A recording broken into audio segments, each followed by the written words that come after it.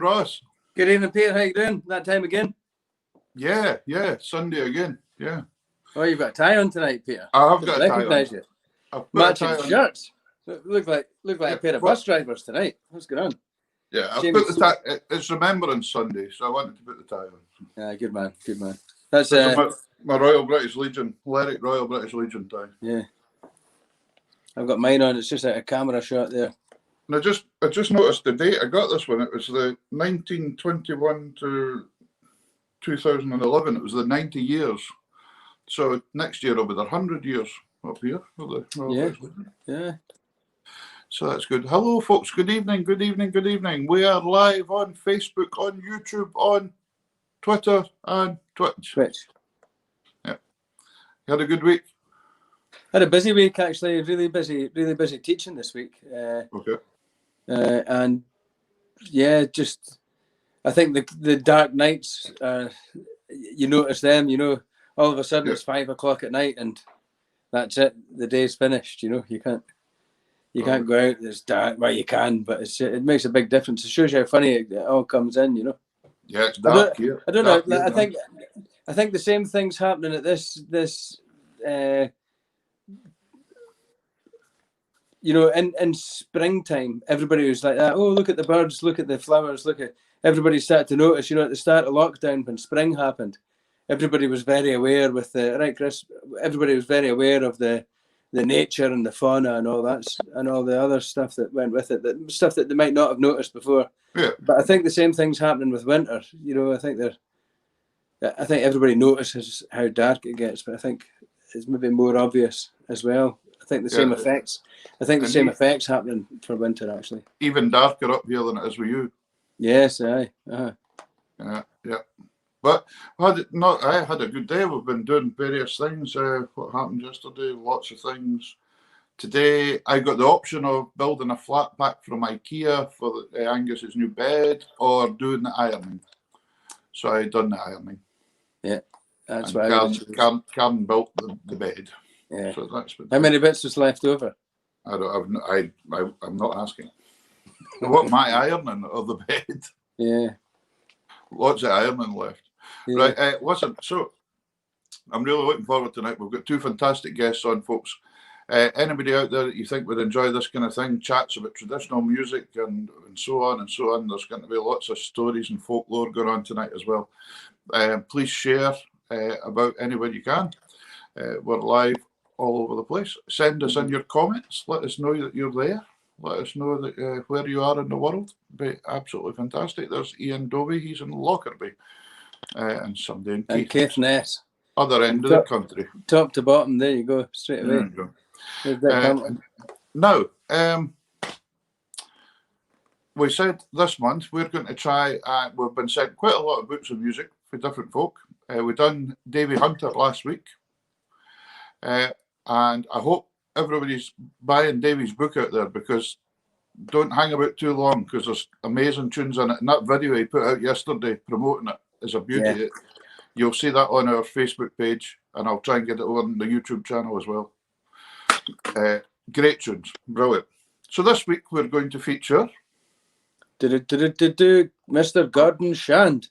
Gordon, very well known 5-row accordion player. We've had him on the show as the Johnny. Yeah, we've had Gordon on. A very good book as well. Really good. Very good. Davy Hunter done all the work on that one as well, actually, and he done my one as well. But this is the new book, The Journey. This is Gordon's one that was all pipe music. So I'm going to start off tonight with a set of jigs out of the book. And I'm going to tag on a reel at the end. It's one of my favourite Gordon Shand reels. And it's not in this book, but it's in one of his older books, because he's got 2 books out before this. And it's a wee tune called Tam's Rockin' Fiddle. And it's a cracking reel.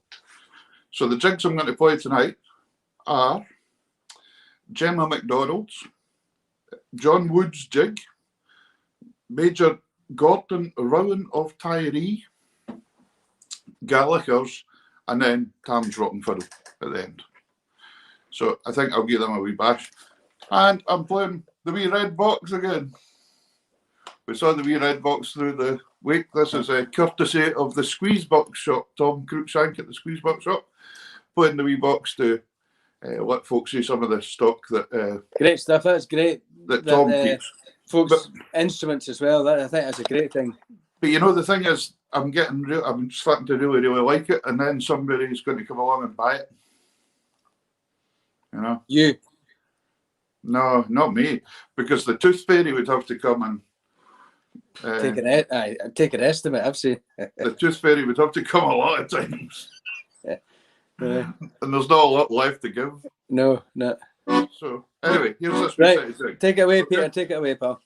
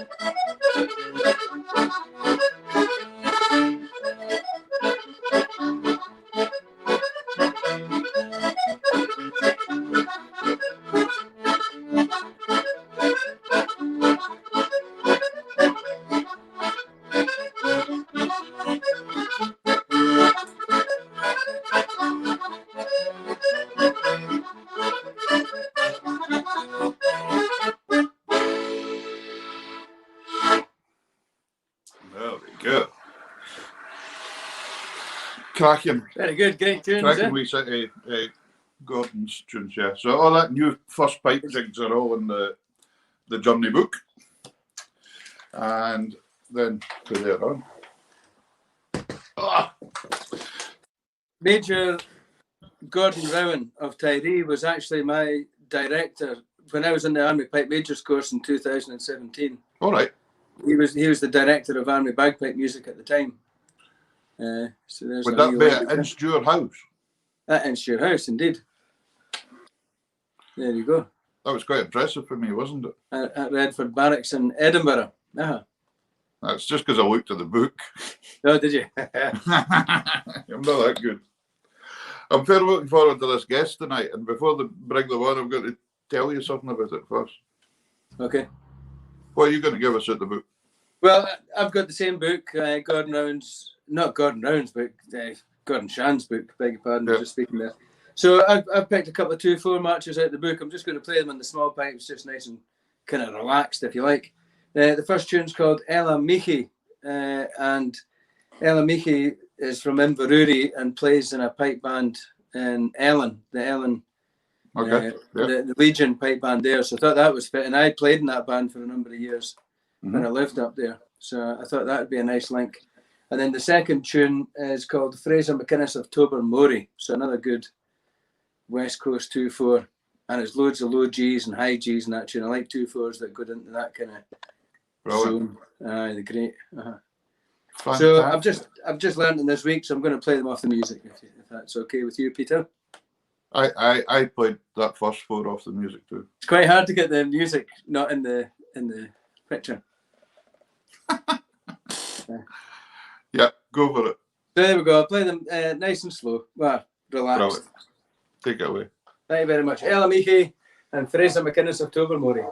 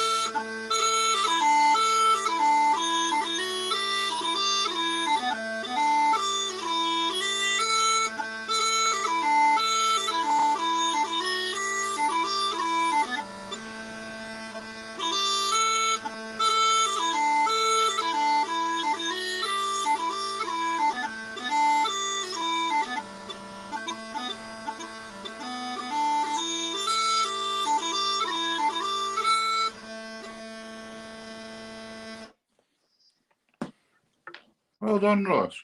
Super. Lovely wee pipe matches. Lovely tunes. Absolutely lovely, lovely tunes. Nothing, totally in the idiom. Yeah. Great stuff. Great stuff. Beautiful, beautiful music. Big pipe matches. Real West Coast sound to both of them, really. I think, especially the second one. Yeah. Good stuff. Sandra, it's a Mozart tune. Okay, Sandra, Sandra, could you email me that at tartantunes20@gmail.com just to mind me what that is and we can look it up for you.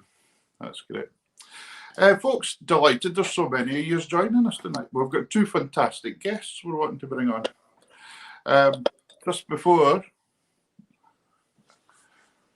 Hi Gordon. How are you? There's Gordon on there. That was great to see you there. Thank you very much. He said thanks to you. I must have made a mess of mine. Well, I actually made a wee mistake in the third part of the last tune there, so I apologise for that. I'm sorry. We're humans. Right.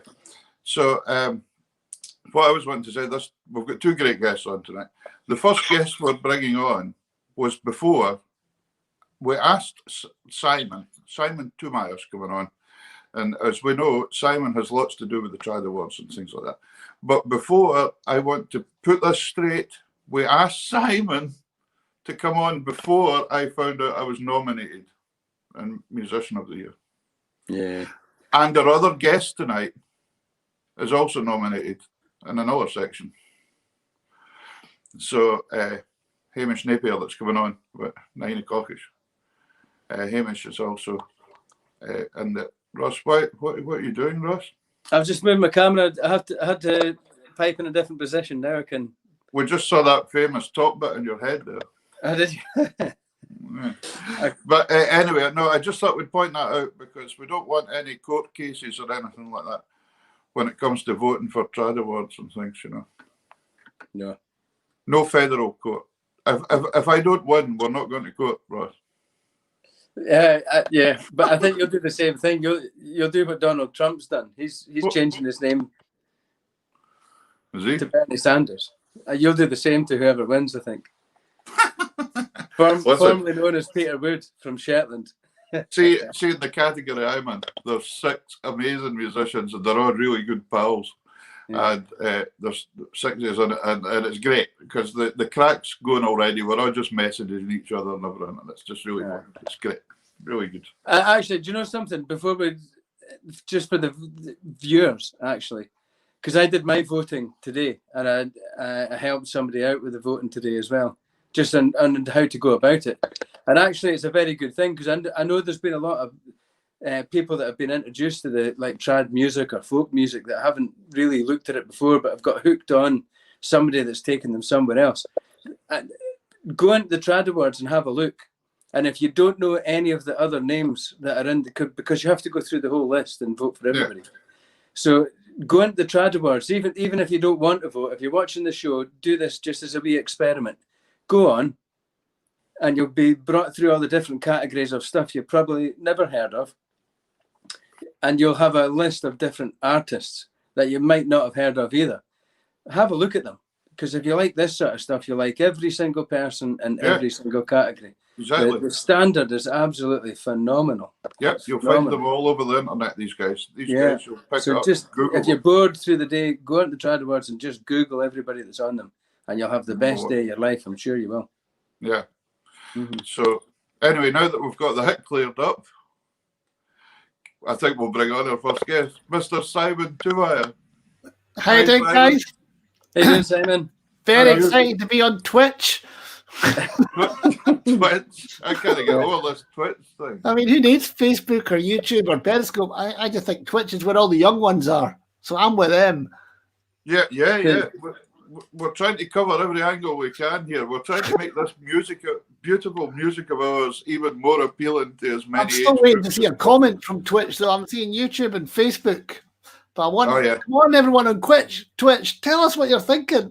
Yeah, I've never actually been on it. I think that's I've not quite worked it out yet either. I don't think you actually call yourself by your own name, do you, on Twitch? You have to have a CB handle.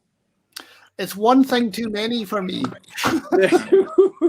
A CB handle. Now we're going back. Now, like, we've lost all links to the future now. I see there's my brother commenting on. He's going, Edinburgh. Yes, Peter, I am Edinburgh. I might not live in Edinburgh anymore. Yeah, he doesn't live in Edinburgh, but he's a Hearts supporter, so he's always going to be Edinburgh. Absolutely. Simon, how are you doing? You'll be very, very busy at this time of year. Yeah, very busy. I've had some great successes over the last while.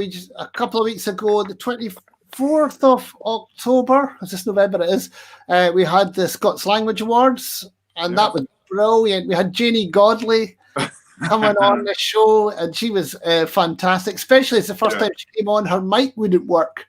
All right. And then Alistair Heather, the host, had to kind of do what she did to Nicola Sturgeon every day. So that was good. And now we're right in the middle of the Trad Awards, which is always amazing. Because as you say, the Trad Awards is a marketing event. And the most important thing about the Trad Awards is that we get more people to find out about the Trad Awards. Yeah. And when you go to vote, you might go to vote for somebody. And what I'm really interested in is if you look up and down the category and you learn something new, then that's amazing. Job done in many ways. Yeah.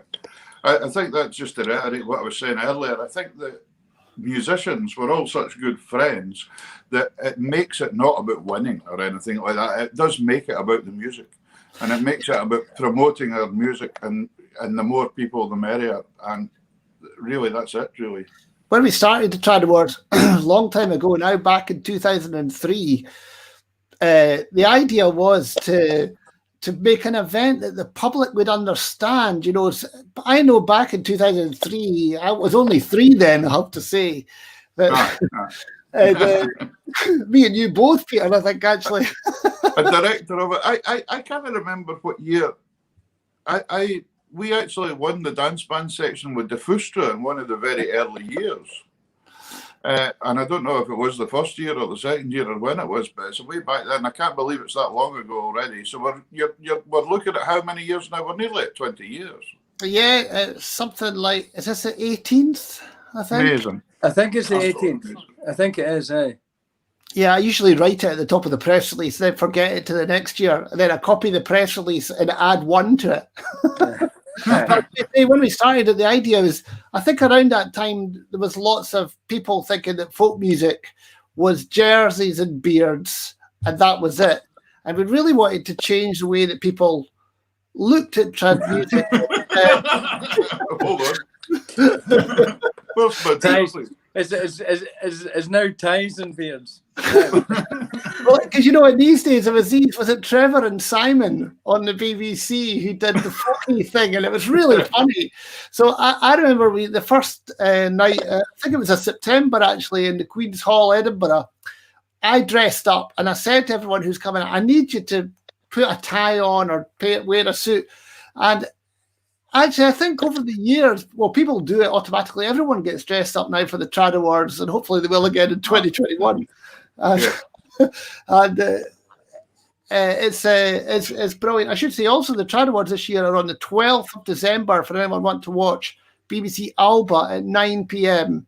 And it's going to be an amazing show.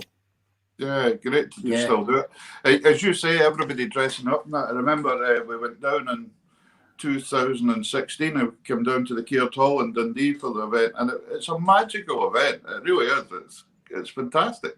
It's fun. And I think when the television camera's there, everything like that, all the atmosphere's buzzing, you know. And it's just... Oh, I love it, I have to say. And I love all the hanging out with the musicians. You know, we're all sort of, you know, hanging around outside, and you're kind of stressed a little bit. But, you know, when it all finishes and then you're just chatting, because we're all musicians, it's just great fun, just being with everybody.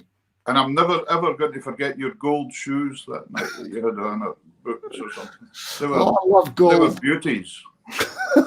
There's been a great series on travelling folk about the last 20 years or 18 years or 20 years of all the post winners, you know, and they've come on and had a tune or had a chat, you know, and it's great to listen to everybody that's come through that. And when you win it was the Young Musician of the Year they've been running a series on that. Yes, and then after that, yes. Because after that you do a tour, and then you do like there's a whole loads of follow-up stuff from it that really sets your career on fire. When we started that competition in 2000, back in 1989, I won the BBC Radio 2 Young Tradition Award. I was 19 at the time, and there was a lot of Scots winning.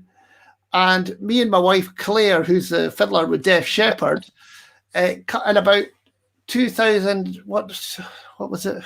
1999, what am I trying to think? We said we really could do with one of them in Scotland. So we thought, let's do it. And we applied for some funding. And it was amazing. All these young musicians from Scotland all came out and took part in semi-finals and went to Celtic Connections for the final. And to see it now, it's just amazing. And actually, I was laughing the other day there that nowadays, because it's been going for over, you can actually enter when you're at 16. And I could be the father of most of them, all the entrants nowadays. Well, we'll watch out for concertina players coming. Oh, yeah. But you mentioned Celtic Connections there, which is quite interesting because that's become an enormous event in Glasgow that nobody thought it would, in its conception at the start. What was it, 94, 95, 96? Something like that, yeah.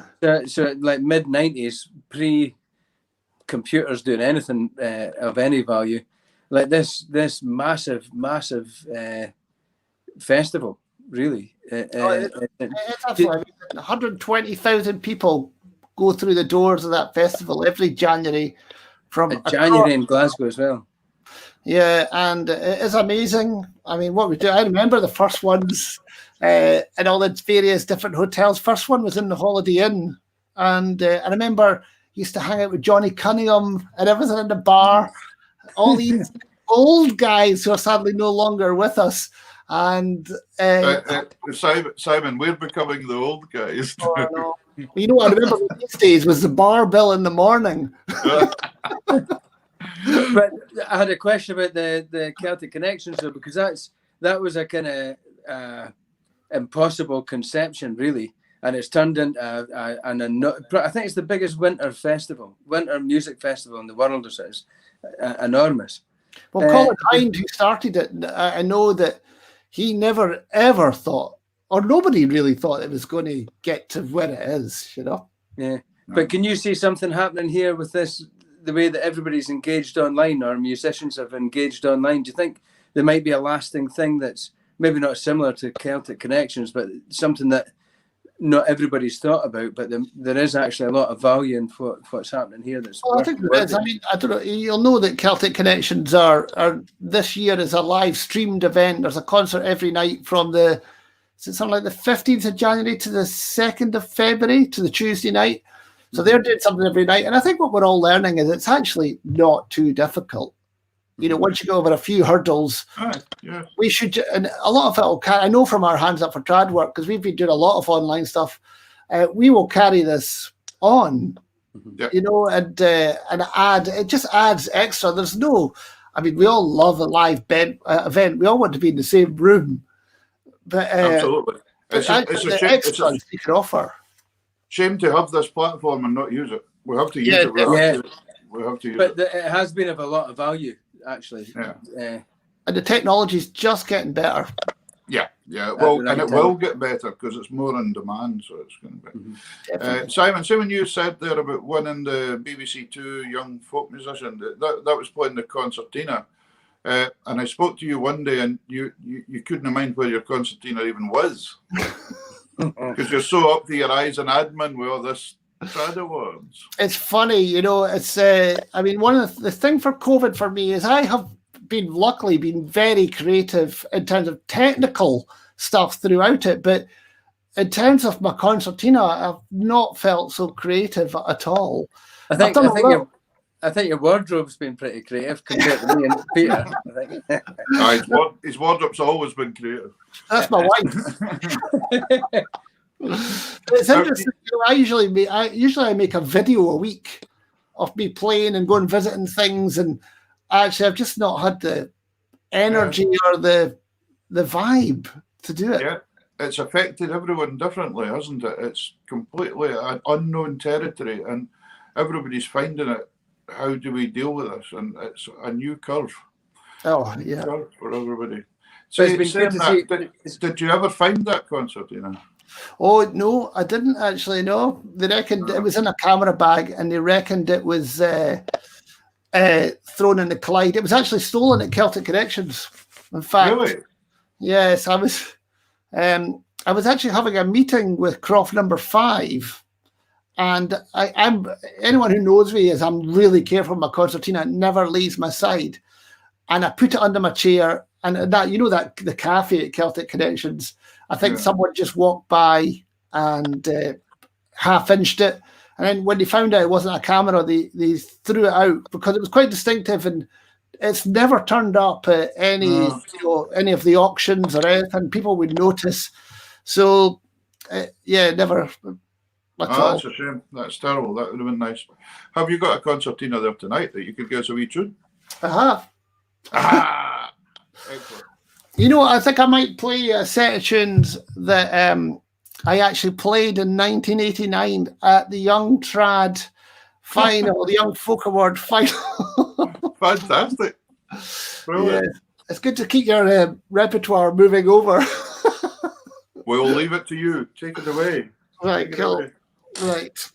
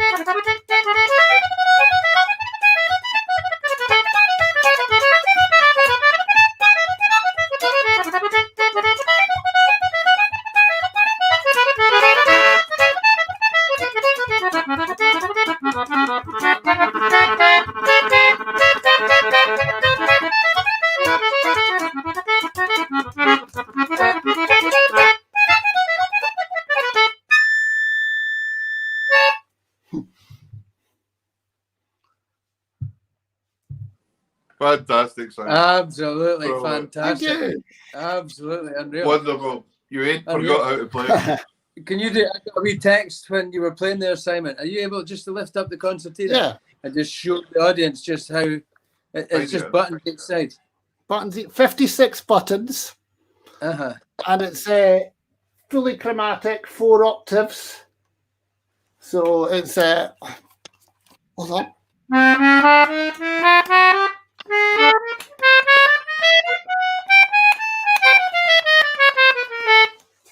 It's an incredible, like, to see it. It looks like a tiny, tiny little instrument, but the range on it is enormous. It's a beautiful instrument. As soon as I got it, I played the recorder first, and I played the bagpipes with the BBs, and I had a great time with the bagpipes. I used to go to the Army School of Piping with Brian Donaldson, in Edinburgh, and then when I got the concertina,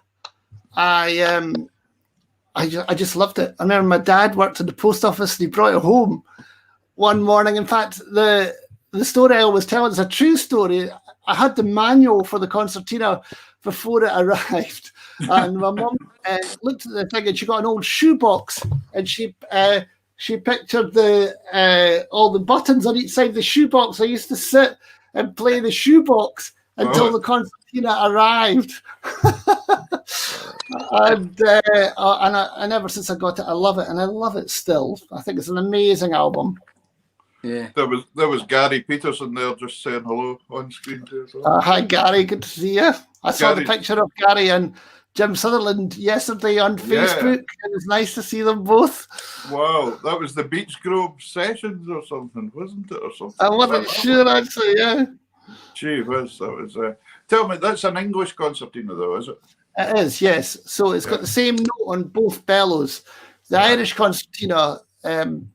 So the English concertina was sort of about like 1820. It was made.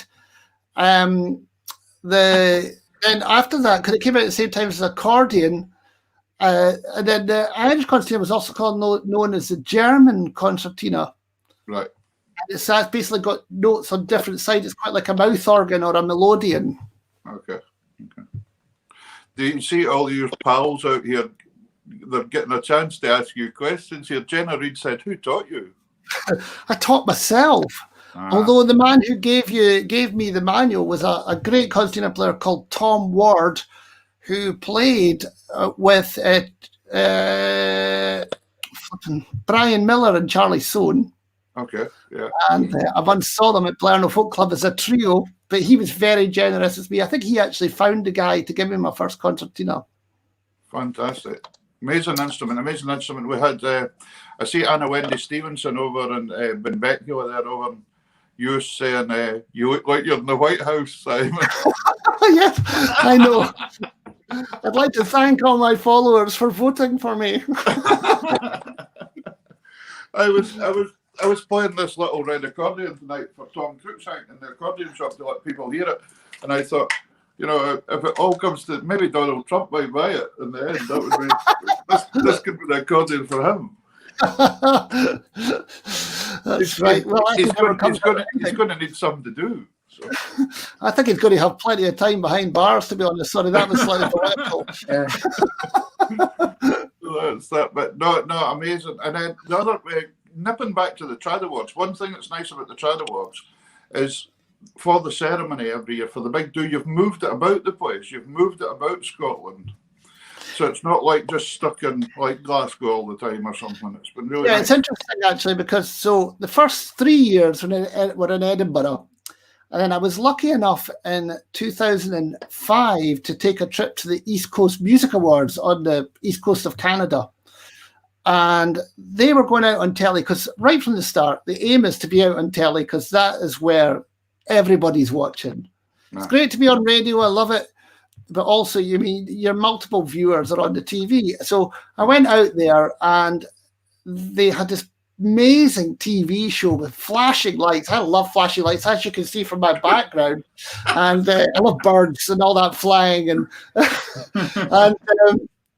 and they also moved it around the different provinces of the East Coast of Canada.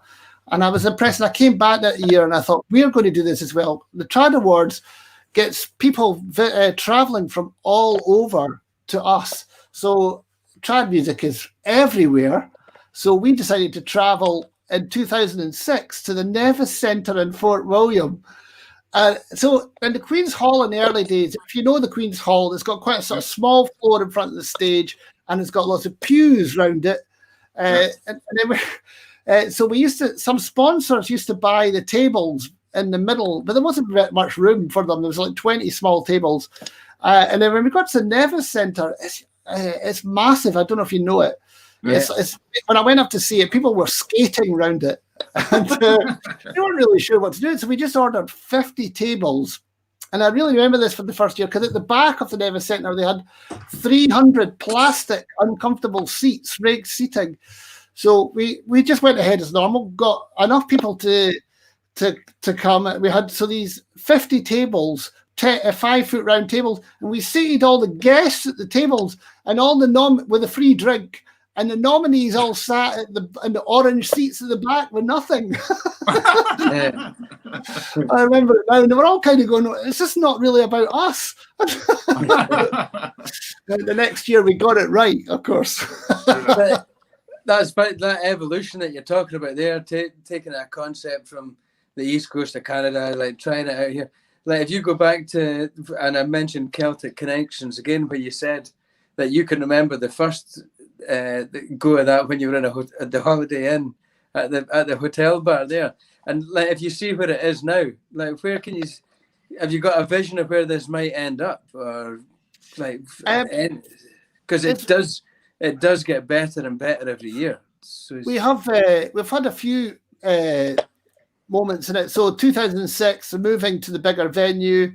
2008, in the Fruit Market was the first year that the TV came on board, and obviously that ramped up a lot. Yeah. And then I think it was either 2012, 2013, we brought on this production manager called Dennis Kearsley, another Hearts fan. Oh, that's and then he brought it up another notch, and then we went live TV. I can't remember exactly when that was, maybe 13 or 14. And again, that pushed it even more. So I'm not really sure. We've got a great team. We've got a great Gary on lighting as amazing, Gary Ebdy. We have a great sound team in Pro Sound. And we're just very lucky to have a great team around us. And I mean, because in the early days, I used to go, all right, try to phone everyone for the sound checks and go, where are you? You should have been here half an hour ago. And now we've got people that actually do that. And that's great. And then I can just basically hang out and get stressed for doing nothing. Well, that's good. That's the stage we're at just now, that we still have to phone people and go, hey, have you remembered about Sunday night? and that's Peter phoning me. That's me phoning him. But I'm going to wear my Hearts tie on Wednesday night, because we're going to do a wee special thing on Wednesday night, Ross and myself, for about an hour, as it's Remembrance Day, as it's the 11th. And I know this is Remembrance Sunday, but we're going to do that. So I've got my Hearts war tie, the 1914 one. So that was just somebody, Isabel Gardner, a lady that watches this show and watches other shows, heard me saying about the Hearts, and she sent me that up as a gift that arrived in the post, and that was just a lovely thing. Just there's so many nice things. I've received some amazing gifts from playing on the internet. I've even had maple syrup from North America, and just all sorts of things have been arriving at my house. I should say, actually, on Wednesday, so we Hands Up for Trad, we do the Hands Up for Trad afternoon show on there's Isabel, there she is. And at 2 p.m, and we've got one of the sponsor of the Musician of the Year coming on. The University of the Highlands at Islands, we've got a special on with Anna Wendy Stevenson and lots of people from that course. I'm quite excited about that. That's the Trad. You're doing that every Wednesday now at 2 o'clock, aren't you? We've been doing that since March, actually. Yeah. It's amazing. I don't know where the time's gone. No, actually, I'm finding the same. Actually, this year, even though you think it should have been drawn out and really long, it seems to have just disappeared. It does seem to have gone quite quickly. And but I'm glad you're having Anna Wendy on. I actually done that degree course with the UHI. Oh, she said, yes. The applied music one. So I know Anna Wendy and Simon Bradley very well. Awful nice people. Yeah, so we all hung out in the glory days in Edinburgh in the 90s when we were all in the Tron. Oh, it was amazing times. Me, Anna Wendy, Simon. It's when I met my wife, and all the different music, played with the jazz musicians, played with the folk musicians, the DJs, and you were out because the Edinburgh drinking hours were different. I was there about 89 or something like that, and I remember Simon and all them being about at the time as well. Oh yeah, totally. They were amazing. Used to be some great tunes on the go. Oh, and then about 20 years ago, I think it was, I remember meeting you I hadn't seen you for a wee while, and then we met at the Orkney Folk Festival. You were up with Ailey Shaw, the two of you's done a thing for a weekend. Oh, that was the Accordion Festival, that's right. Was it the Accordion Festival? Was it not a folk festival in Orkney as well? And I remember a place... We did the folk festival, Keep It Up, and me and Ailey went up to... Oh, it was the Shetland Accordion Festival, I'm thinking of it with Ailey, yes. Oh, yeah. But I mind meeting you at Ham, a place called Ham. I don't know if you remember that night. We had a good tune there for a while afterwards. But there's not a lot of memories, I'll be honest. it was right on the Churchill barriers, they called it in Orkney, right there. And so... Yes, they were great times anyway. I mean, when I was actually able to stay out late. Yeah, I'm the same now. Yeah, it's getting that way. So it worries me because I'm getting a wee bit used to staying in on Friday and Saturday nights now, and it worries me that if we go back to it, that I have the same oomph to get back out there and go out to all these wee hours. I think that's really one of the really interesting things for me about COVID. Sitting on my backside doing digital stuff is kind of easy, and it's going to take energy to actually push ourselves out there. I know, it is, yeah. I'm quite nervous about it a little bit, actually. That's quite interesting. When we went into lockdown at the end of March, early April, I couldn't believe how exhausted I was from sitting at the computer teaching for like a number of hours. And I was absolutely wiped out. And I thought, how'd you build, like, if you don't feel fit, you can go and build your fitness quite easily doing physical stuff. But how do you build that? Yeah, I did that. It's a funny feeling because you're absolutely mentally drained because that's something it's not normal when, so it was quite funny to like you said, like it's how do you make that fitness apart from doing it live? How do you prepare for that? Ross, you can see that I went out and done the physical fitness bit. I've seen that. You did the maple syrup thing. Yeah, the maple syrup diet. Yeah. Simon, I'm a huge fan. I'd just quickly want to brush over this because I'd like to hear more about it. The foot stomping. Oh, the podcast. Aye. Yeah, I don't know when that really started. Someone told me the other day it was 2007. When that started, because we had the foot stomping records at the time, and we were looking to publicise it, and it's always been once a month, sometimes a bit less than that, because I found it does take a lot of time, and then it is amazing because it's right across the world, the foot stomping podcast. When you actually go into your stats, I've got people listening from Argentina to Afghanistan, to China, to Australia, lots and lots of listeners in America. I mean, actually, if anyone's thinking of starting a podcast, I totally recommend it because, it's great fun. It's really good. But actually, the US market is really big for podcasts. More US listeners than UK listeners. But it's right across the world. And with lockdown, we started a wee Hands Up for Trad radio station. And so I've actually been doing a weekly radio show on a Tuesday at 3 p.m. And I make that into the podcast. The podcast has been going out every week for the first time since 2007. And the listeners are way up as well. So I'm a massive fan. I think it's fantastic. And there's lots of little podcasts that are popping up, lots of big podcasts, loads of folk that are presenting stuff from their home now that's getting out, like you say, they're reaching. Like even this show as well, that's quite new. I think it might be one of the newer ones. Our audience base is coming in from all over the place, like the whole world actually. It's amazing. I mean, that was the argument for, as a musician, there's no money coming in off streaming. No. The downloads are not really happening anymore either. All this stuff about Bandcamp and everything, which I buy stuff off Bandcamp all the time. But the bulk of the sale plays are all through streaming media now, Spotify, Apple Music, Amazon.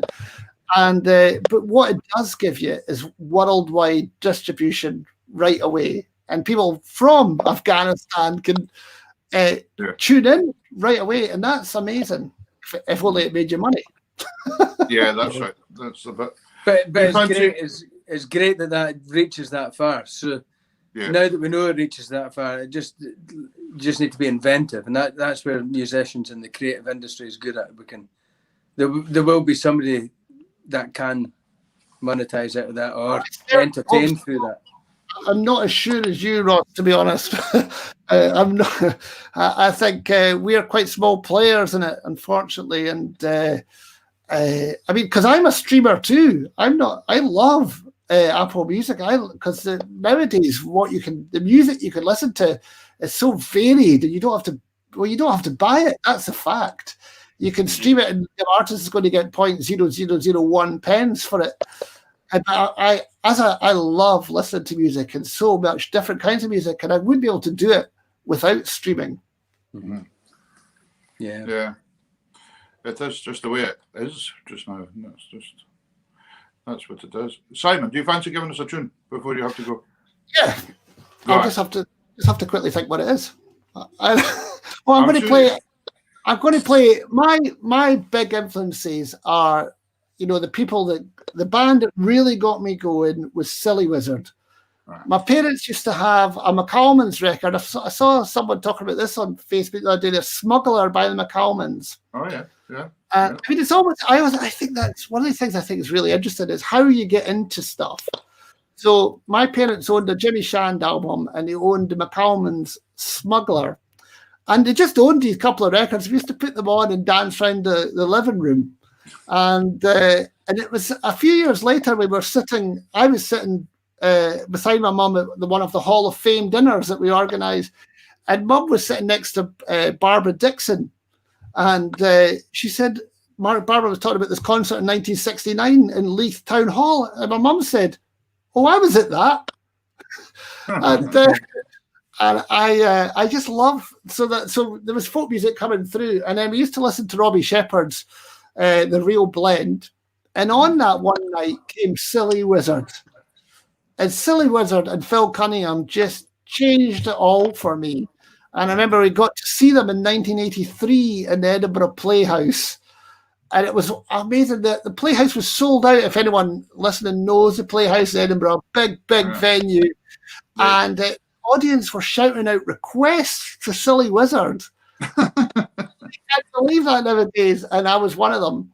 I still listen to them and actually getting to know Phil Cunningham and Martin Haddon from Burnham CD.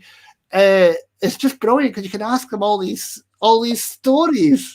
So I might just play a jig. I might play Scarce of Tatties. That's interesting. I was speaking to Martin just yesterday or the day before because I'm bringing an album out just now. He said amazing guy and brilliant to work with as well. Martin. Fabulous. Oh yeah, I should say to anyone out there making a CD, Burnham CD, they look after everything for you.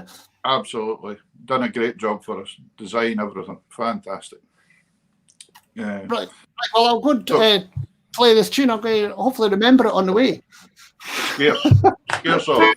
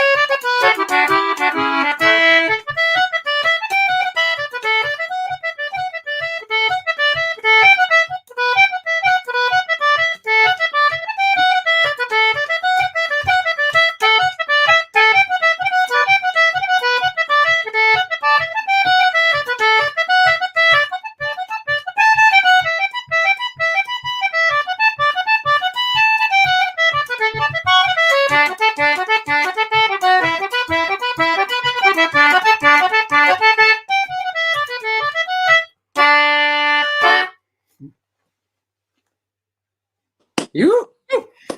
Thank you, Simon. Absolutely brilliant, sir. Thank you very much. Thanks for having Thank you very much. Fantastic. So, just before we go, Simon, voting is now on for the Trad Awards. Yes. That ends.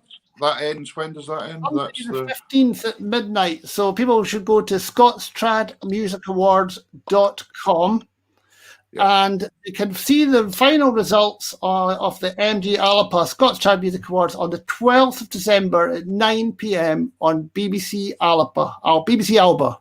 Yeah, fantastic. Yeah. Can't wait. It's great fun. It'll be great, actually. All the bands are being recorded and I know it's sounding fantastic. It's great. Oh no, actually, I should say during the day. So Hands Up and Trad have been doing lots of live music gigs, and on the day of the 12th of December from 1 p.m. we on the Hands Up and Trad Facebook and YouTube, not Twitch, unfortunately.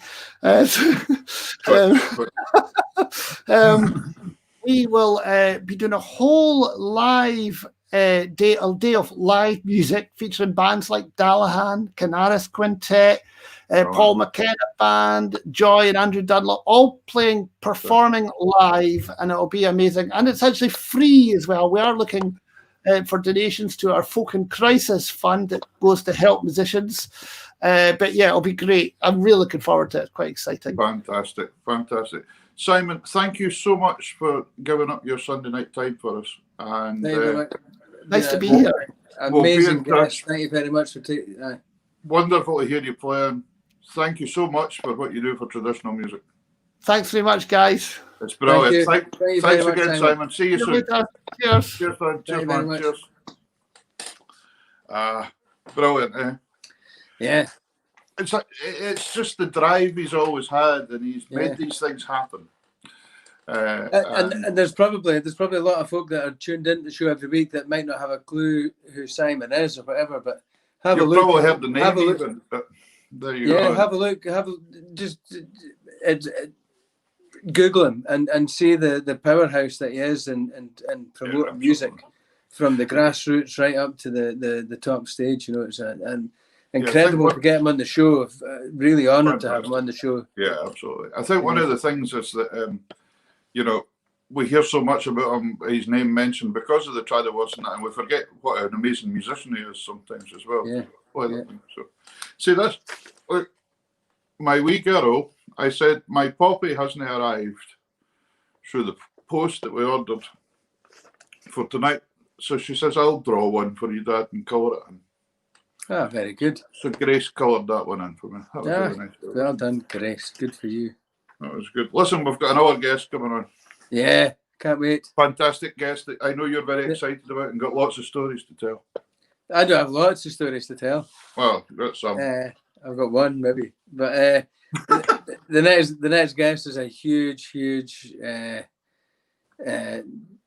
musician that I've been following for ages. Yeah, and he's inspired many people. He's broke loads of boundaries and loads of other musical stuff in the trad and like folk scenes. So, and I think the first time I met him, he was just a very, very wee boy. You've mentioned him a few times actually. Yeah, just a wee lad. Yeah. So, let's bring on Hamish Napier. Hi, Hamish. Yes. Hello, how's it going? How you doing, Hamish? How's yourself? Oh, great! Listen, what amazing tunes by Simon. Oh, it's good fun. He's something else, isn't he? Aye. Oh yeah, brilliant. Loads of energy. Even just listening to him speak, you can see he's like food. You can see that he's like the driving force for a lot of things in trad music. So great. Absolutely. Great. His duo with David Milligan it's absolutely amazing. I don't know if you've got those two albums of Simon Thoumire and David Milligan. I think it's Third Flight Home and Big Day In, and they're just the two of them are incredible playing together, bounce off each other. It's very good. I'm just checking. Hamish, you can turn your mic up a wee bit. Is there any way you can do that? I can definitely do that. No bother. That would be good. I'm 2 miles down the end of a copper wire here, down at the Old Spey Bridge in Grattan-on-Space. So, the internet's not amazing here. No sort of fancy fibre optic cables coming down this way. Well, that's quite interesting. I hope I don't suddenly freeze in a position. Well, of course, you've been living in Glasgow for many years, but that's interesting. You say you're back up north. there tonight because, of course, I used to live in Carbridge myself for a wee while, and There you go. I used to actually do a show every week with your mum. Oh, that's right. My mum plays the harp, and Yeah. yeah. We used to do a Monday night Cayley thing in the Carbridge Hotel for a long time. Oh, brilliant! Yeah, and you were the first ever accordion tutor at Face Bay, my local Face.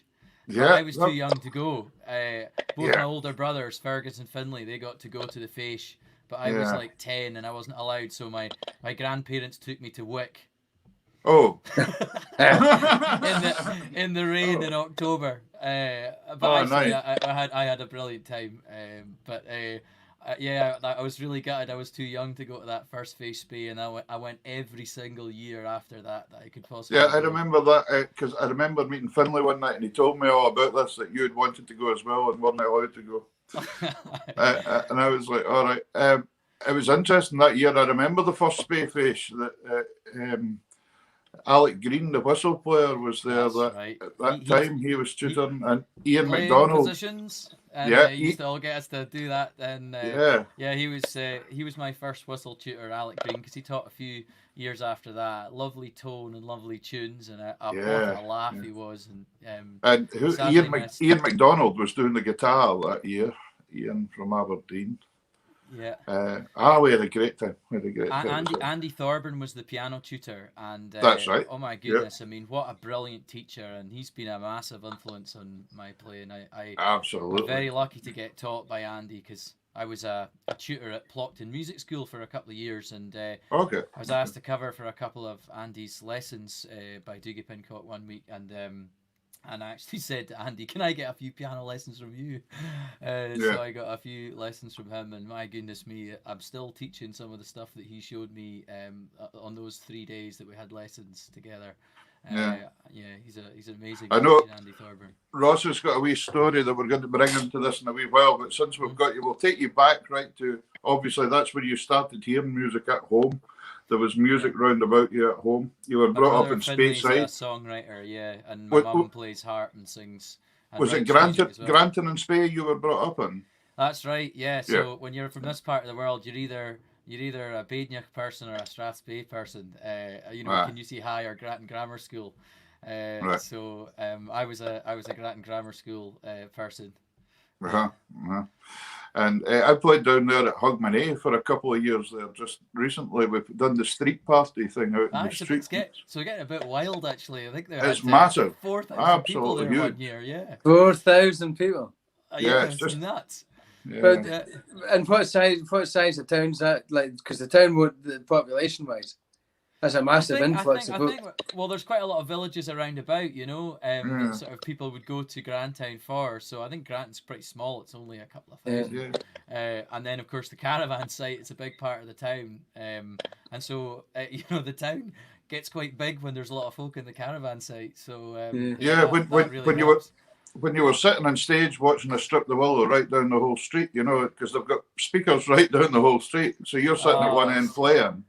And you can just see them away into the distance, it's fantastic sight, magic. Oh yeah, it's not so good with the fingers when it's snowing though. Maggie Adamson from Shetland, from where you are, she plays fiddle actually. She's got Grantown connections and she plays as part of that band. Her granny's there. And some amazing chap from Shetland on the piano. I don't know his name, but gee whiz, he's a great player. I think it was Derek Henry that was down there. That's right. Yeah. I was down 2 or 3 years ago with Maggie playing. That was good fun. Anyway, so you went there. What did you do after that? You went to uni? Well, when I went to go to university when I was 18, there was nowhere you could do tin whistle, flute, or piano as a first study anywhere. For folky stuff, not like now. You can go to the UHI now, Annie Wendy's thing that you were talking about earlier on. That's a brilliant course. And then you used to be able to go to the applied music course at Strathclyde University when that was. I actually did that later on when I was in my late 20s to do jazz piano. And of course now the Royal Conservatoire of Scotland has got that. You can do principal study flute and whistle now, but you couldn't do that back in the year 2000. And I was desperate to get down to Glasgow. There's great tunes there. I kind of got a sneak peek of the tunes when I was 17. I was my brother smuggled me into the pubs, you know, like Babity Bousters and Ben Nevis Bar, and you know, got to hear tunes, Adam Sutherland and Finlay MacDonald and all the Croft Number 5 boys, who were also mentioned earlier by Simon. Glasgow was a massive hub starting from the late 90s. And still going, you know, it's been a major hub for trad music. And the conservatoires, that's a big driver of the young team that are in there.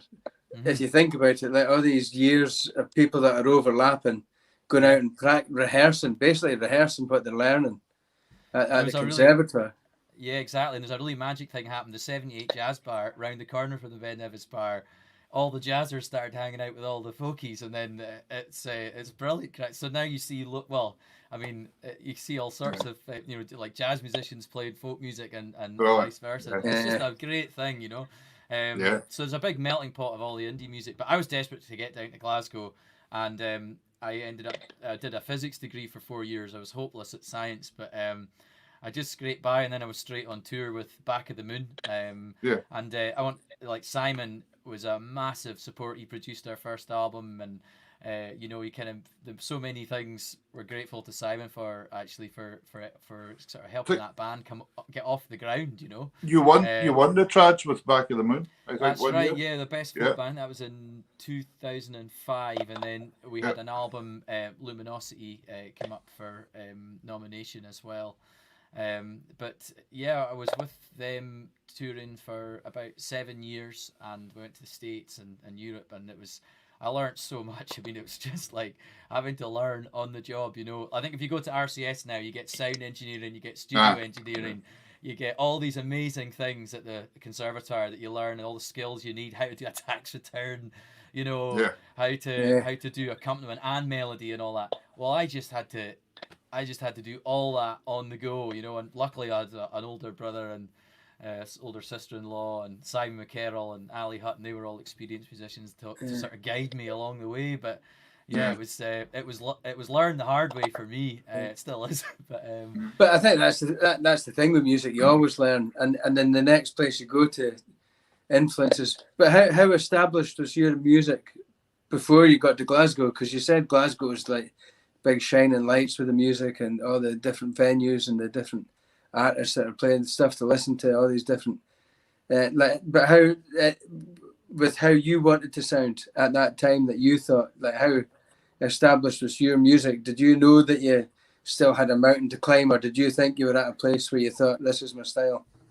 Oh, well, I think I was still to be honest, if I was to be totally honest, I think when I was first came down to Glasgow, I really struggled with playing in time and being able to play. I remember I used to put all the accompaniments into my piano and press record, you know, and record a accompaniment for a load of tunes, and then sit and play the whistle, and the metronome would be going, and I would be going, oh, this is great. Then I switched the metronome off, and I'd go, what's wrong with that piano part that I just made? Well, there's nothing wrong with it. I was all over the place, but I think there was lots of technique that I had to get under my fingers, you know. And you know, you hear a lot of people starting playing quite young. Well, I didn't. I did classical piano and classical flute up till about sort of up to all the way through high school, but I didn't start the traddy stuff until properly until I was in third or fourth year, you know, at high school, you know, at the end of the face. So you know, Bo Jing, a brilliant flute player from Treacherous Orchestra, he was like, this is a wooden flute. I was like, whoa, why does this work? And he's like showing me how to use it, you know, at the face when I was like 16 or something, you know.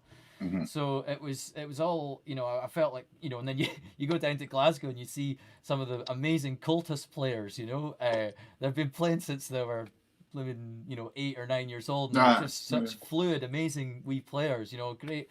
So I a lot of catching up to do technique wise, an awful lot. I still do, obviously, but I just mean, I think so. It was hard for me to see any kind of style, but I used to love doing piano, like recording my own accompaniments, my own piano stuff. So that idea of layering up loads of flutes and loads of pianos, which is a main part of my albums, that maybe started actually when I was in my late teens.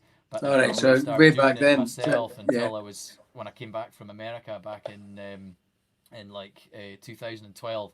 That's when I started doing recording lots of my own music, because you have to learn how to use all the tech, you know, all the recording gear and everything, and that's a slow road as well. So Yeah. But you've certainly got there anyway. That's for sure. You're getting there now. So I'm working away on a series of albums at the moment. I wonder if you. We'll come to that, and but we're going to speak about the whole thing here. Do you have a bit of music you'd like to share with us just now, by any chance? Yeah, I was just thinking I'd give you a local tune, actually, which is from the Simon Fraser collection. It's called Fabulous. An Cairn Gorm, and it gets played in Ireland loads. I first heard it on a Michael McGoldrick album when I was a teenager, listening to loads and loads of folk music, loads of Irish folk music going, I wish the music I played, I wish the music from my area sounded like all this Irish stuff. I remember thinking that, going, why? So I don't like this Scottish stuff. I prefer the Irish stuff. I used to say that loads. And little did I know that this tune is in the Angus Cumming collection from 1780, like basically a mile up from my house. A mile up the road. And it's also in this Simon Fraser Nocky collection from near Inverness way. So anyway, it's a tune called An Cairn Gorm, as in Cairngorm Mountain. So I'm going to play that, and then I'll play a tune which is on the woods, and it's a jig called the Tree of Magic, which is the Rowan Tree. Fabulous. Take it away. Okay.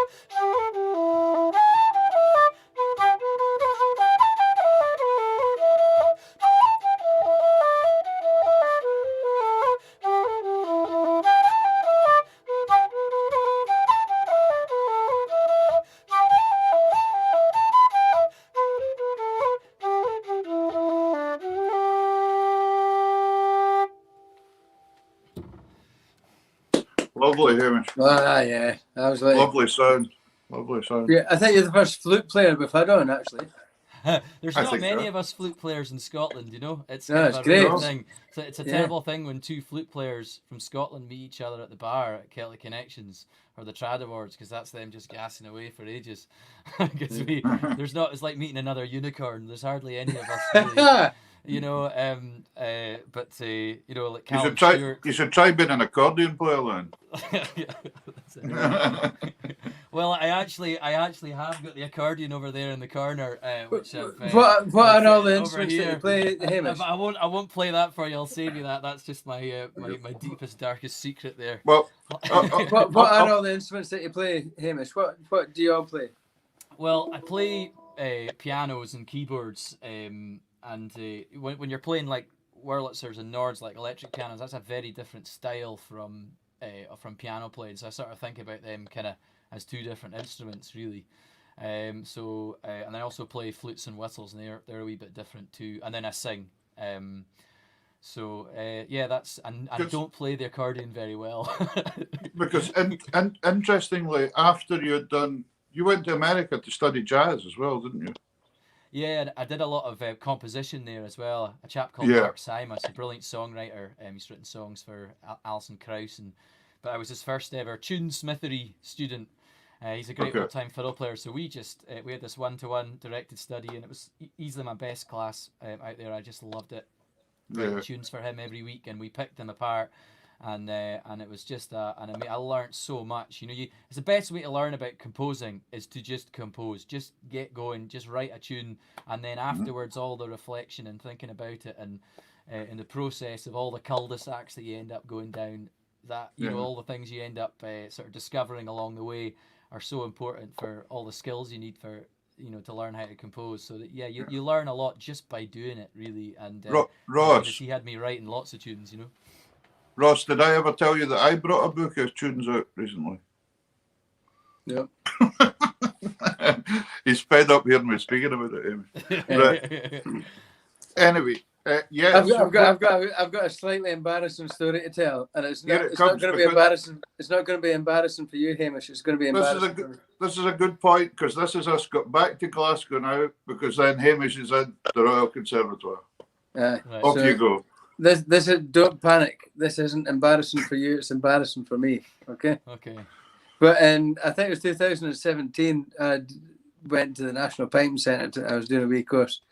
And I was in having my dinner at the wee cafe over the road. The Cafe Kaluna, I think it's called. Is it Kaluna? Cafe Hula. Hula. Yeah. So in there having my lunch, and somebody joined me, because you know what it's like in there. Just if there's no space, you just join somebody. It's quite. You could join anybody in there. So anyway, somebody joined. So I was busy typing away. I was doing a wee essay, and so I had a wee report to write on who's the up and coming, or who's making big noise in the trad scene or the folk scene at the time. So I was in the middle of this. So anyways, I had my dinner got served, and somebody joined me, and we got speaking away for a while. And we were there for about an hour, I think. In my head, it was about an hour. Anyway, at the end, and we're chatting away, music, da-da-da. And at the end of it, the person that joined me said, right, I need to run away now anyway. So nice to meet you. What's your name? And I says, oh, my name's Ross. How you doing? He says, what's your name? And the person said, oh, my name's Hamish. I says, not Hamish Napier. And I went, and you went, aye. And I went, God.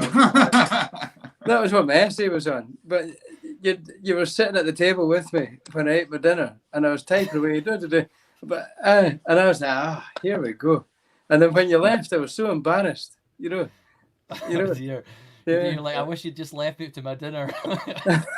Sorry about that. No, not at all. But we talk about this in the show, and we talked about it tonight about the Trad Awards. Like, you should Google everybody that's in every category, because they're all fantastic, and you might never have heard of anybody, or you might not know or listen to music before, but you'll listen to them again easy. Everybody, I think. That was so Hamish, have you ever think back to the Glasgow days when there was that stalker guy that was sitting writing about you on a laptop? I was so embarrassed that day. I was so embarrassed. Anyway, that was well mentioned there when you talked about the Trad Awards there, Ross.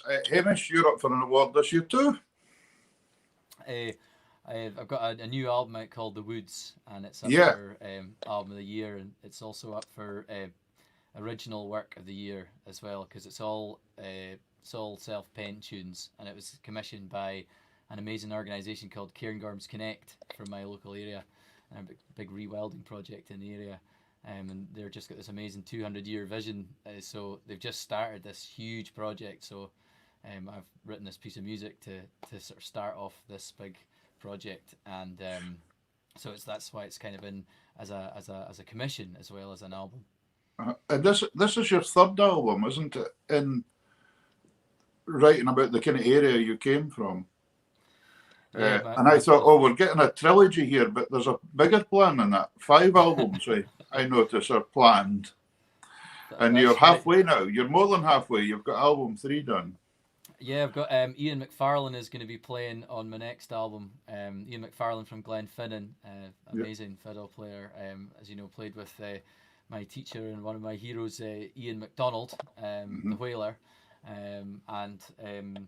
The next album is going to be called The Hill, and it's all about Cairngorm, and it's also going to be about kind of about weather and rocks and stones and wildlife and everything that you find up Cairngorm. And I think it's when I first came back to Scotland after being in America, I got an amazing opportunity to write a piece of music for the New Voices series at Celtic Connections. And I didn't want to be one of these people that just wrote a piece of music about their homeland, because I thought everybody's got sort of, it's a great thing, but everybody was doing it. I thought I'll write a piece of music for lots of flutes and lots of pianos, and I realised actually maybe nobody actually cares that it's got lots of flutes and lots of pianos.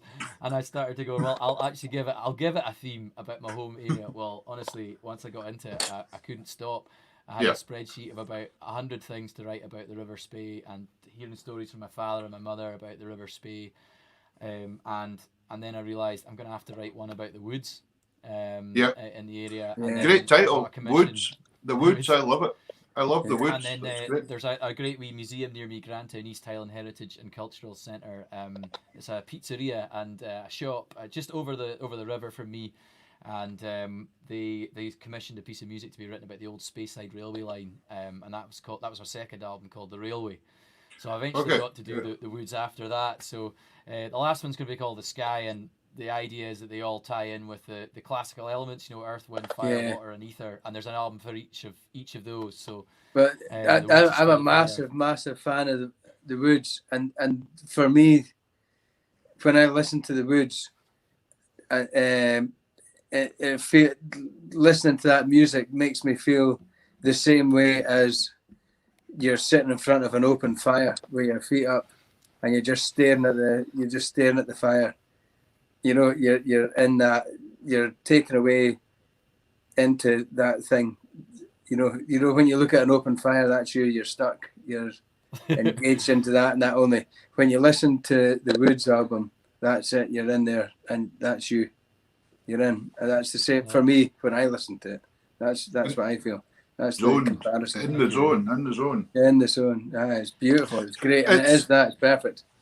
I know when I lived up that area and that whole area that you were brought up in your whole life, it must have been fascinating actually. Well, as we grow up, we never notice really what's round about us, do we sometimes? But then, as you say, when you look back on it now and you see it on, oh yeah, I remember that and I remember that and I remember this.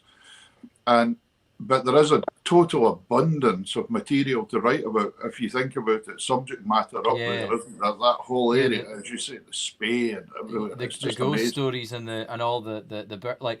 The more you look, the more closely you look, the more you see. So I didn't know it was a thing that there would be thousands of jackdaws flying over my house at this time of year at 5 o'clock. And it's absolutely an incredible sight. I mean, people talk about the geese flying over, and we see those too, but I never noticed that. I wasn't in tune to it. And then when I came back, drove up from Edinburgh tonight, parked the car, and I just got out of the car, and then there they are again, this massive swarm of beautiful jackdaws, and they go between their mating grounds and where they roost every day just before, like, come up at dawn, and then they go back at dusk. And that wasn't on my radar at all. And now I've been learning about the names of the trees, and you start to really notice things as you look closer, and it just seems unlimited, Now I'm trying to learn a bit about geology and mountains and things like that. But what you mentioned about learning about the trees, that was a huge undertaking. That, like, I think you thought, oh, that's a nice tree, and then when you got into it, that like it was a massive. Oh, it was amazing though, because like just like a kid learning to walk, you fall over lots of times, and you get up, it doesn't matter. You get the trees wrong tons of times. You get, you think you've got, just as soon as you think you've got it sorted, it's another one. But it's a kind of, it's a nice wee journey, a nice wee sort of thing to get into. I think it's the most beautiful thing. I've been following it in the show on BBC Scotland. It's been great. Thank you. Really Can I ask what a lumberjill is? The March of the Lumberjills. Yeah, so it's they were the women that worked in the forest. They were the Women's Timber Corps, but they were kind of affectionately known as the Lumberjills, and they were blooming hardy. They used to, it's because it was during the war, so there was a Women's Timber Corps of sorts in the First World War, but in the Second World War they're kind of known as a kind of forgotten regiment. But they needed a lot of trees to be cut down for pit props for the mines, for all the Bevan boys working down the mines. That's the other forgotten people of the war, is all the millions of people that work down the mines. Like I've got Welsh mining family as well. It's they needed a lot of wood, and unfortunately, Strathspey being a very rich forest, they had to cut a lot of it down, and the job was given to these lumberjills, and they came up here and they stayed from Glasgow. A lot of them Glasgow Irish women, and there's a local builder here in the town, Willie Lang. I went to school with his children. He is his mother came up, Hilda Lane came up from Glasgow, and during the war, and they settled here eventually. Yeah. But it's just a lovely story, and that's what I always try to do with my music, is have that local connection with a person. And then I saw the pictures of Hilda, in her uniform and all this, and you read the stories about these women sleeping out in huts, freezing cold, ice on their pillow, and they could chop down just as many tons as wood as a troop of men could. They were blooming hardy.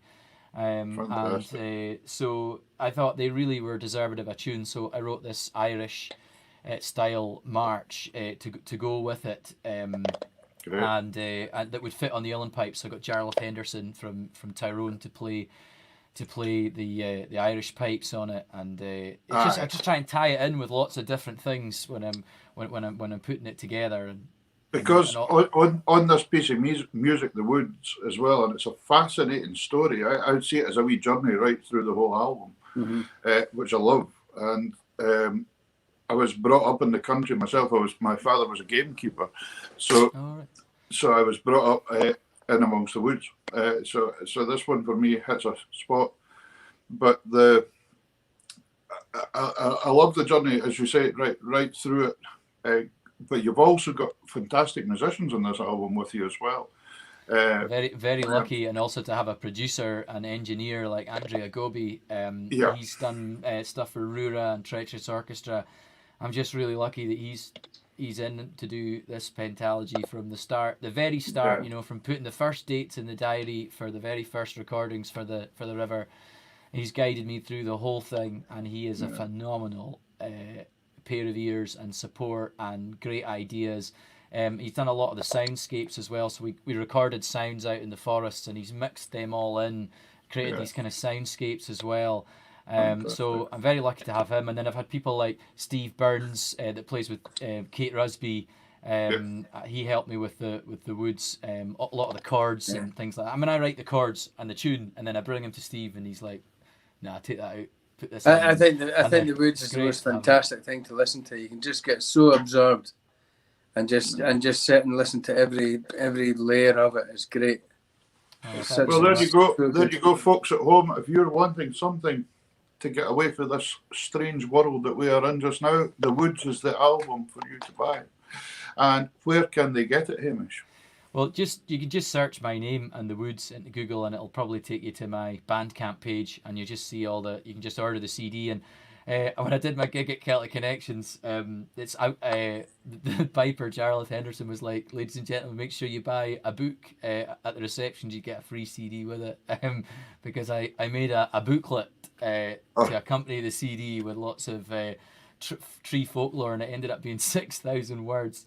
We were talking about Burnham CD earlier on. Well, Martin from Silly Wizard that works at Burnham CD was like, "My goodness me, I don't know if this thing's going to fit inside the CD cover." But it did, thank goodness. So I think for me, I really want to make the CD a really important thing that people can sit down and, like a film, enjoy the album on some nice speakers or headphones, or go and sit under a tree and read the the folklore and about it's all about Highlanders' connection to forests and wildlife and things like that. And I hope that people will take in these stories. But you can also download the album from Bandcamp, and I've got it up on Spotify. And I always say to folk, stream the music on Spotify and as much as possible. But if you really like something and you're listening to it a few times, then just buy the CD as well, because also you get lovely things with that too. I created a wee hashtag thing called iBotify, which has been doing the rounds quite a lot on Twitter and things like that. And that basically means, yes, stream things online, but also if you like the album, then buy it and support the musicians, because that'll help them make more albums if you like it. So it's helping to support musicians. So keeps the circle going. Yeah. And that's two important things. Woods is that it's that journey of an album, and you do get so absorbed into it. Like and it's great. and to remind everybody that musicians need the banker. Like, it's not just streaming, it's not everything else is. Yeah. Well, there you go. There we have a guest that is one of our viewers has just said they've just downloaded it right there. Ah, thank you very So much. there you go. Cheers. Hope you enjoy it. I just wanted to direct everyone else to. I've created a new thing called a Patreon page.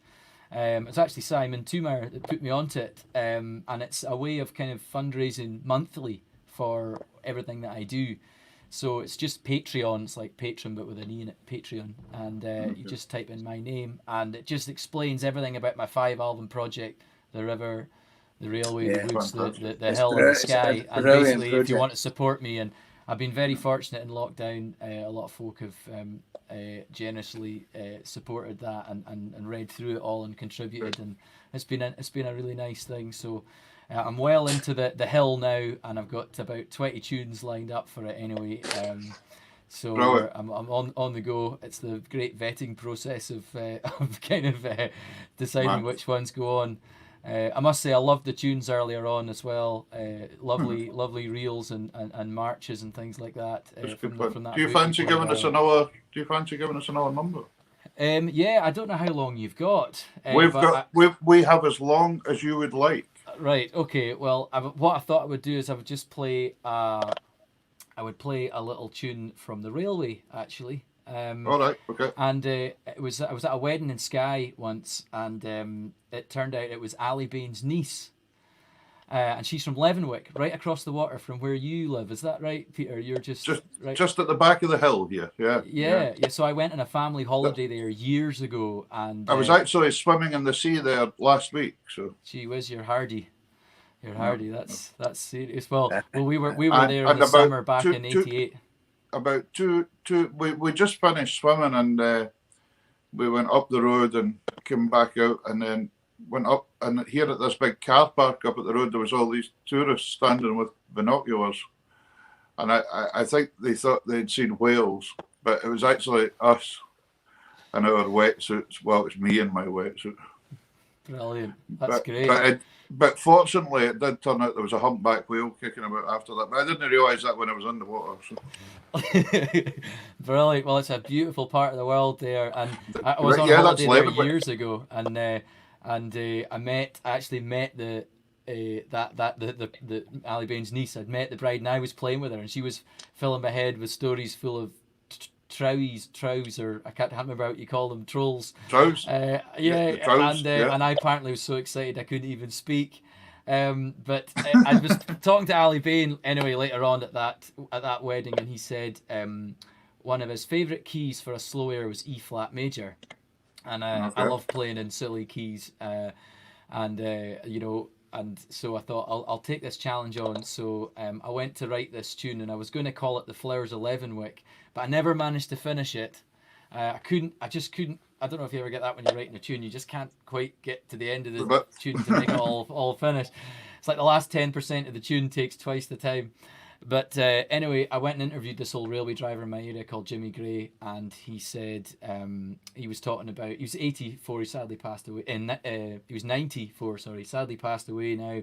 An amazing man, life on the railways here in Strathspey, taking whiskey up and down the railway line, and I thought, as part of the railway album, I thought it'd be really important to have a bit of a love story as part of that. So he talked very fondly of his wife Helen, who he missed dearly. So I wrote this tune for him, and it was called Helen's Song. And I played it to him, and the two of us were in tears, sitting in his house made of railway sleepers in Abbeymoor. So I thought I would play this for you, and then I might sing a song after That'd that. be great. But it's absolutely. You've got as much time as you want, so. Can you hear that okay? Is that... Yes, we can. Okay. So this is Helen's Song, and then a Robert Burns song after that.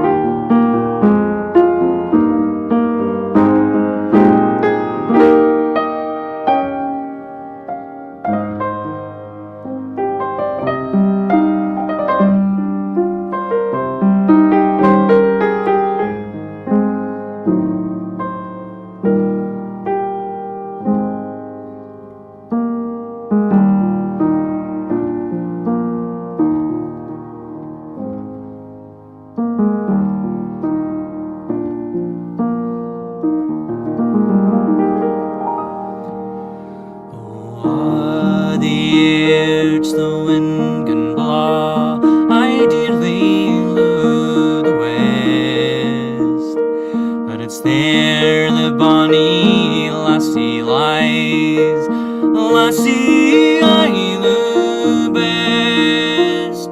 There wildwoods grow and rivers row, and money's a hell between.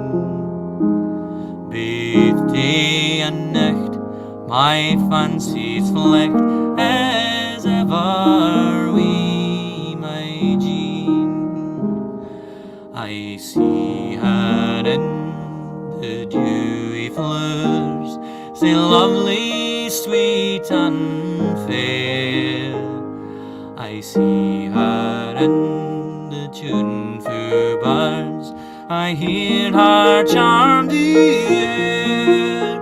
There's not a bonny flower that springs by fountain, shaw or green. There's not a bonny bird that sings but minds me o' my Jean.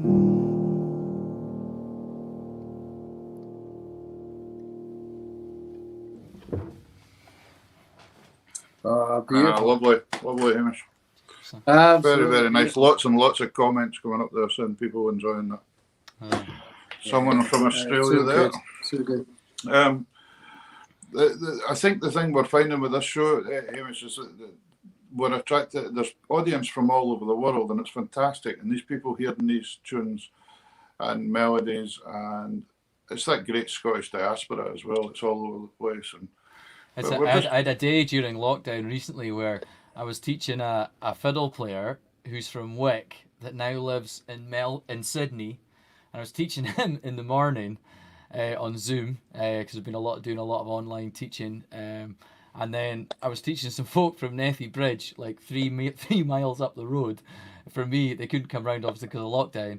And in the evening, I was teaching some folk from Canada and America, and it was all Scottish music, like trad piano and stuff. And I just thought that's so funny, because I'm having to do my teaching across the day like that to suit the different time zones. but you're not. That's actually an interesting thing for people that are able to teach on the internet, because if you think about if you are able to work, then your music is a hobby, So to teach that is usually in the evening. And I kind of looked into this a little bit, and if you go further east, like if you go from like Japan, Korea, or like Singapore sort of way, that's round about the right time zone for people to have finished their day's work and be ready to do their hobby. And that's your 8 o'clock in the morning.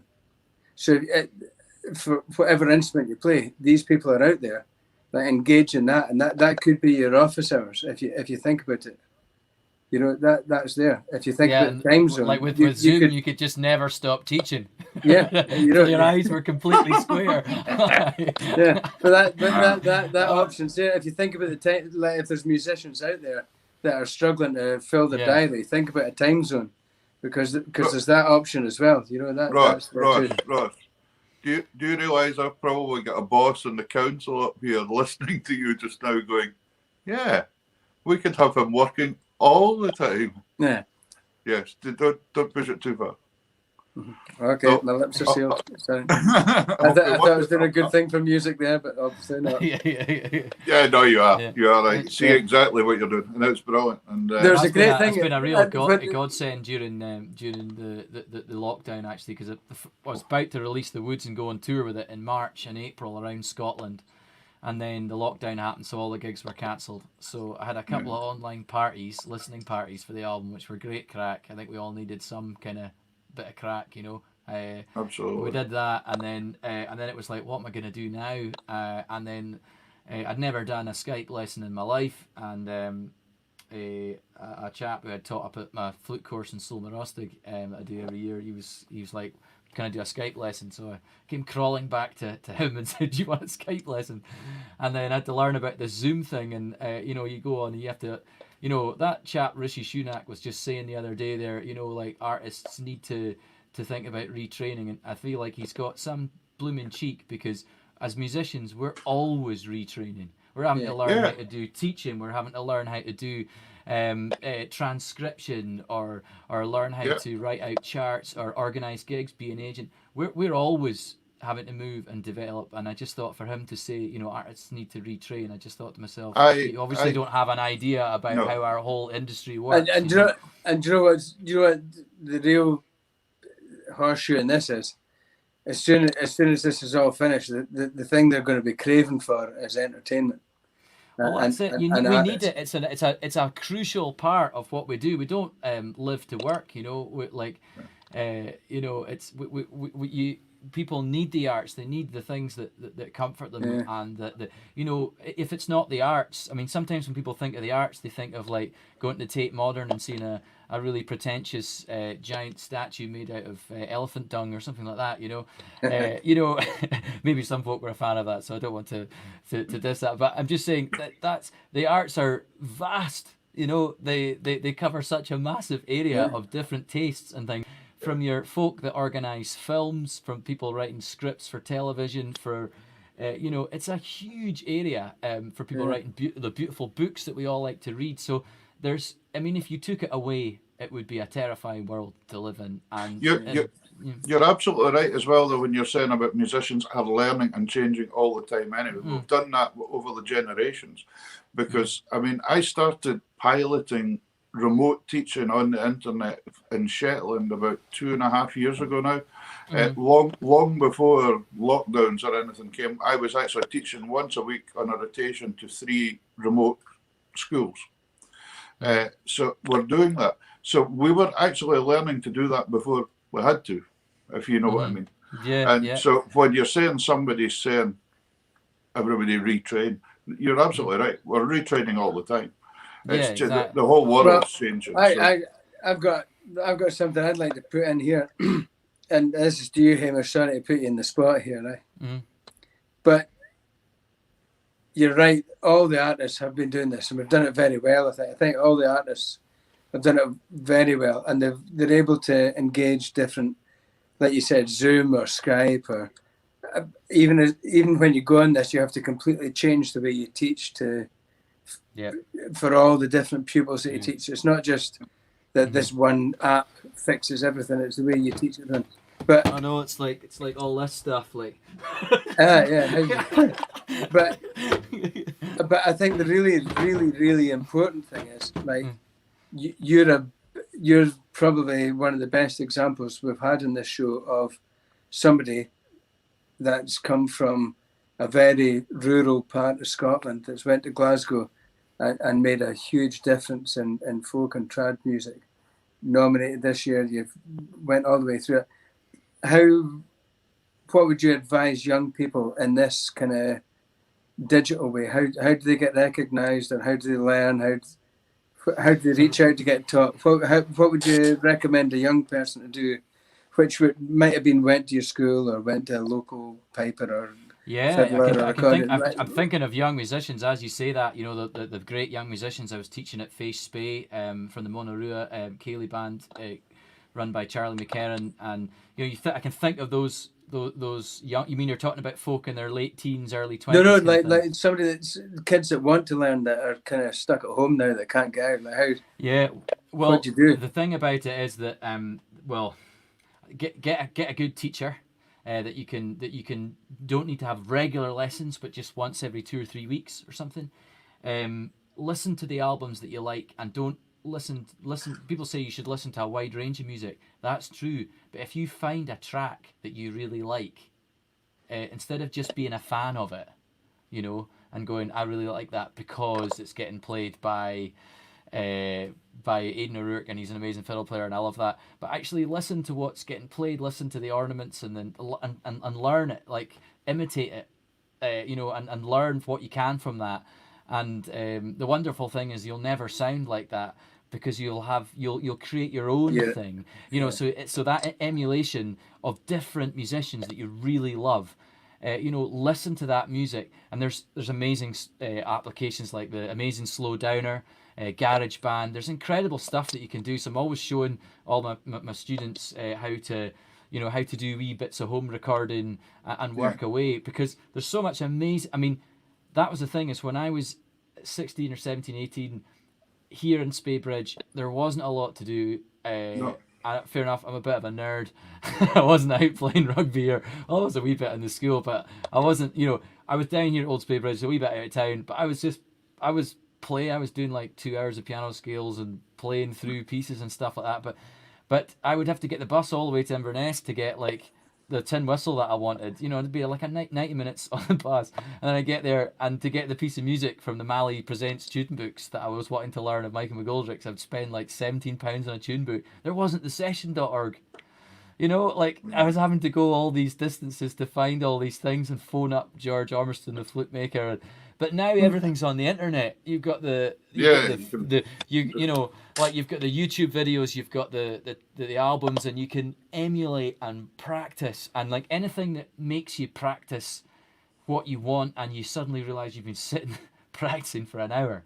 You hear that that band Emar, and there's the great fiddle player from Imar, and Tom Callister. He was practicing all the time when he was a teenager, like loads, and now he is just one of the finest fiddle players Tom's around. a great guy. He's a great chap, And from the Isle of Man.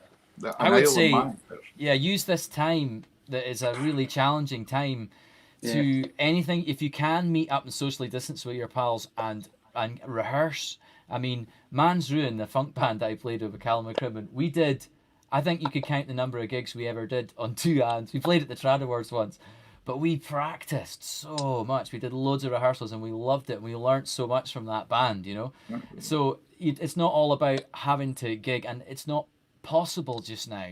But there's things that you can do as long as you keep the energy levels up, keep the positivity up, learn the music that you want to do, have a shot of composing, get lessons, ask around. If you don't ask, you don't get. Simon Thoumire has got some amazing opportunities for musicians. As an email he sends out every month, and then you go on the Hands Up for Trad website. There's links to all sorts of organisations like Cultus and the Face and all that. There's things out there, but unless you go active, don't just get what comes at you.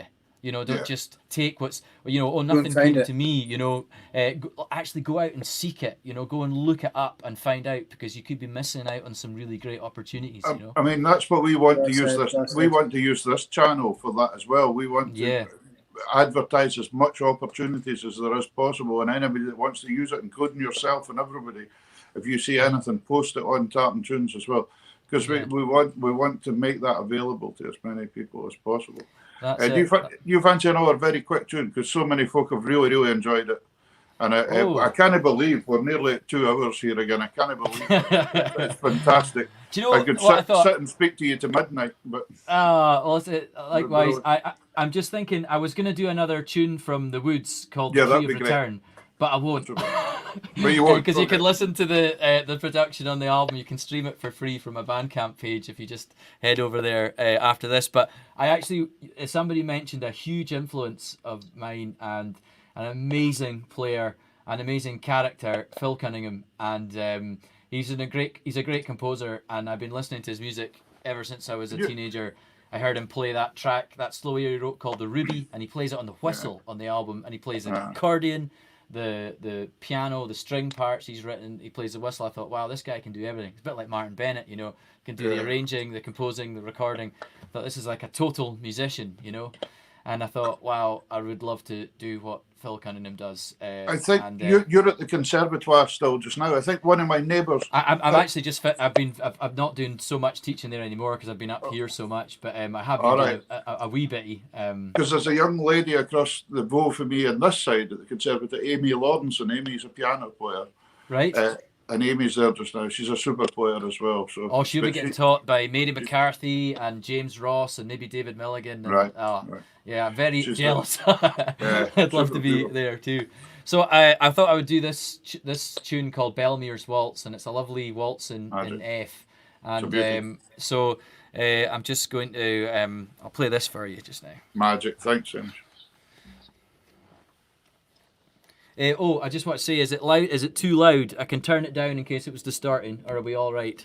You can give me a thumbs up or thumbs down. It wasn't bad. No, you weren't too bad. Okay, that's cool. I'll just have a wee footer here. Okay. technology. I think I'm sorted now.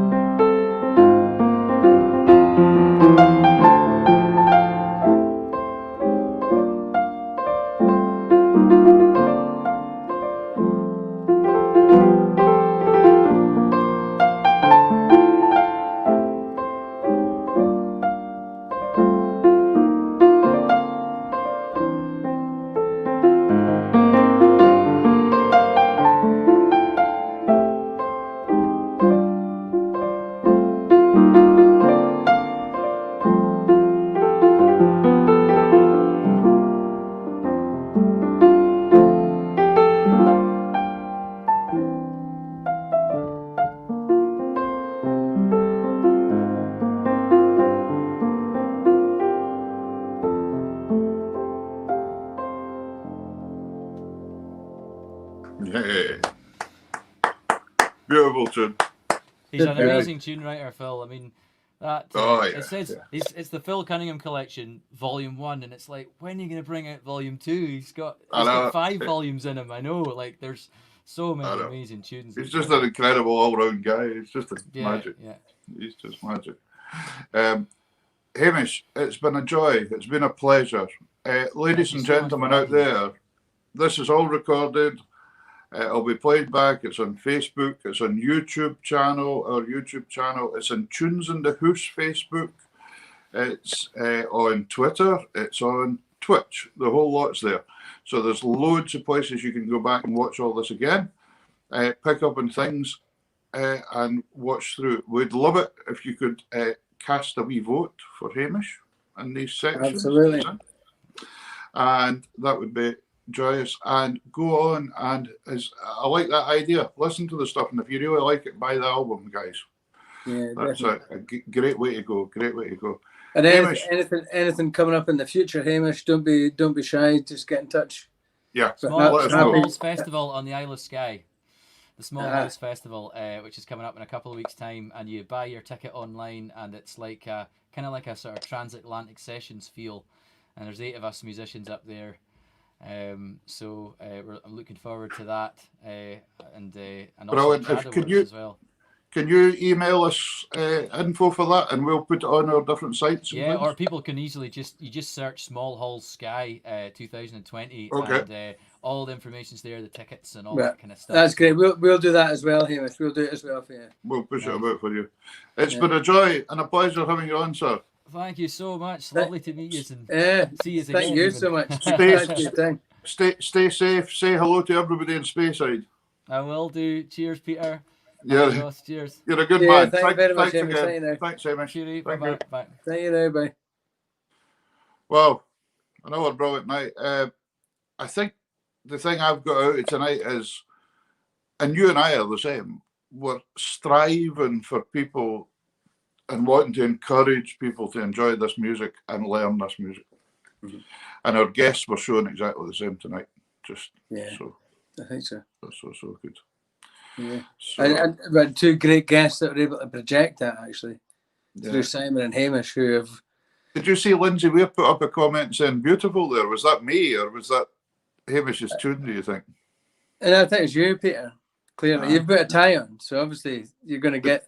Tie's making all the difference. Well, I'm puffed out with all these. I've been getting this for months, but now you're in the tie. You're taking it from me now, so that's good. Right. Ladies and gentlemen, can I just very quickly remind you, Wednesday night, what time is it on Wednesday night? What time do we go on normally on Wednesday? Usually 8:30. We could go on half an hour earlier. Yeah, no. Let's just go 8:30. Folks, we'll go on 8:30 to 9:30 on Wednesday night because we're wanting to do a wee special that will play more tunes. It's our wee kind of tribute to remembrance. Sunday, which it is today, but we'll want to do Wednesday night. Hi, Jamie Slav. There you are. Armistice Day. So if you do have any other wee requests, we're going to try and tie all the tunes in that are related with the forces, etc. I've got just about my set list filled with emails. So if there's any more, send them in soon. I was just waiting. I was waiting to see what you're going to play, and then I'll pick up the rest. That's nice. Eh? I'm going to surprise you. Aye, no doubt.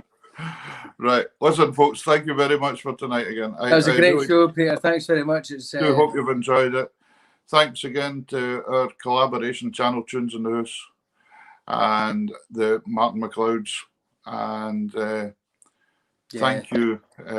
Thanks to Karen backstage again. Thanks again, Karen.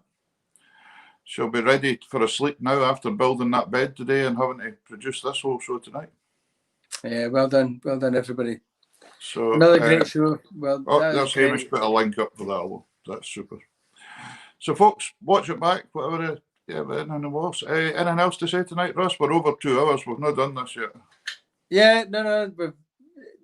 I don't think we should really look at that timer. I think we should just do what's right for music. To be honest, I think we've done a good job of that tonight. It's been good tonight, and it's been. I think Simon was pretty good when he talked about all his stuff. You know, and how that projection of music went from a hotel room in Glasgow to a national live TV performance. Yeah, it's all taken out. And Hamish, through him going as a wee boy, not knowing anything, to Glasgow, to be like being able to name all the things that young people need to do to get noticed now. So absolutely, and that's what we're trying to do. You know, open that vision. Get out there, folk. Get out there and go for it. Mm-hmm. Well, once you can. Yeah. Go for it. And enjoy it. It's a great journey. It's a lovely journey. The people you meet, the music you learn. It's the best thing you'll ever do, you know. Right then, I'm going to go the night. So, been a pleasure again, Mr. McNaughton. Thank you very much. I'm starting to enjoy my Sundays now with you, Peter. What, you didn't enjoy them before? I was getting more natural now. That's what I mean. Excellent. Right. Well, thanks very much, folks. It's good night from me. And a good night from him.